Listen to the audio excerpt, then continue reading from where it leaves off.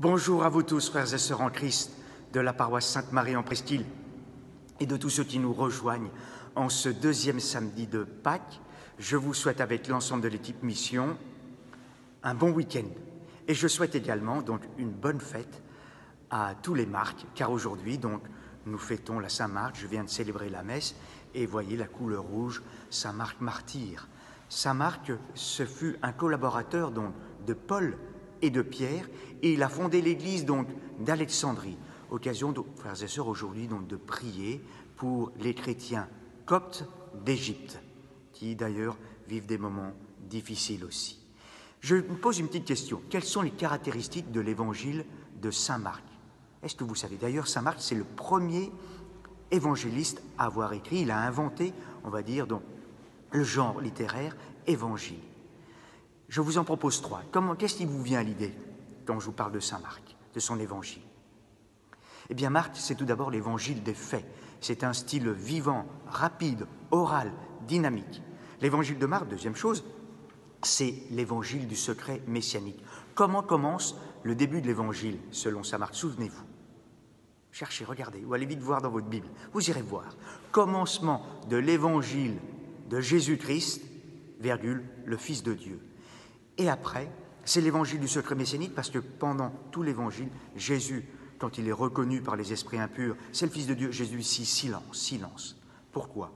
Parce que, frères et sœurs, c'est au pied de la croix que nous pouvons comprendre le mystère d'amour de Jésus, de la vie de Jésus, son ministère qui n'est qu'amour. Et c'est au pied de la croix que le Cendrillon dira, vraiment, cet homme était le Fils de Dieu.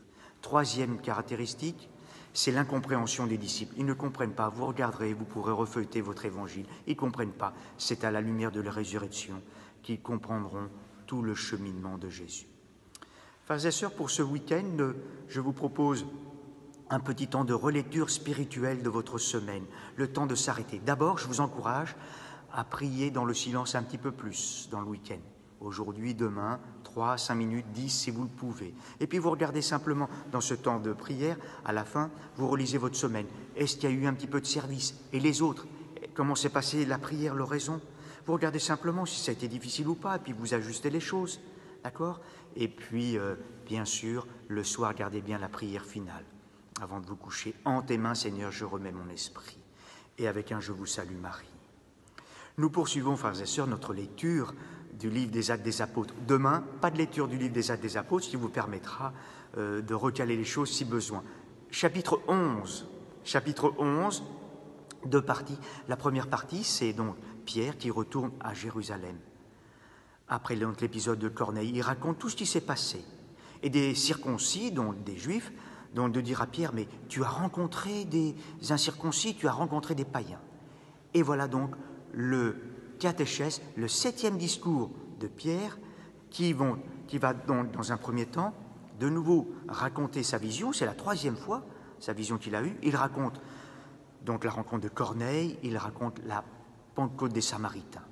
Et les auditeurs, donc, retrouvèrent le calme en rendant gloire à Dieu. Voilà que Dieu a donné aux nations païennes la conversion qui mène à la vie. La deuxième partie, vous verrez, c'est la fondation de l'église d'Antioche. Antioche est située au nord de la Syrie. Après la première persécution, souvenez-vous, Actes chapitre 8, eh bien, quelques diacres et des chrétiens sont partis un peu partout.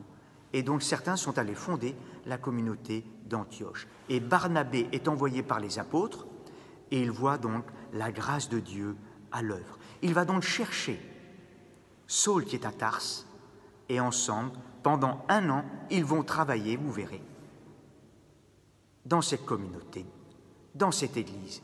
Ils vont travailler ensemble dans cette église. Et la fin, acte 11, important, frères et sœurs.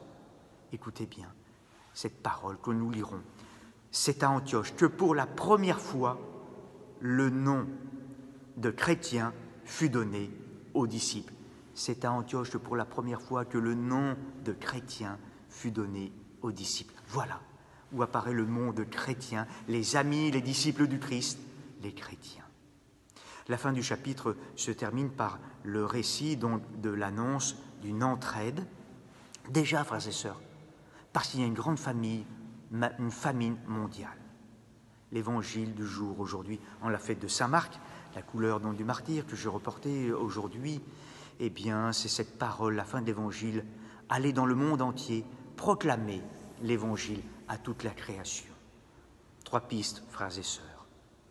En cette année de la fête de Saint-Irénée, 2e évêque de Lyon, à la suite de Saint-Potin et des martyrs de Lyon, rendons grâce à pour tous ceux qui nous ont annoncé l'évangile, tous ceux qui nous ont annoncé l'évangile, frères et sœurs. Prions pour tous les missionnaires qui, à travers le monde, oui, annoncent l'évangile. Est-ce que notre prière, elle est missionnaire?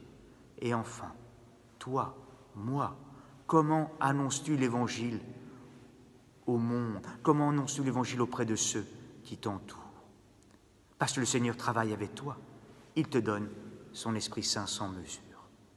Seigneur, te confions cette journée, ce week-end. Nous te confions les malades, nous te confions les mourants, te confions les familles en deuil, tous ceux qui ont des soucis. Te confions les soignants, tous ceux qui sont au service. Oui, tu es là avec nous. Nous confions tout ça à l'intercession de Saint Marc aujourd'hui que nous fêtons. Notre-Dame de Fourvière, priez pour nous. Notre-Dame de Fourvière, priez pour nous. À vous tous, frères et sœurs, bon week-end.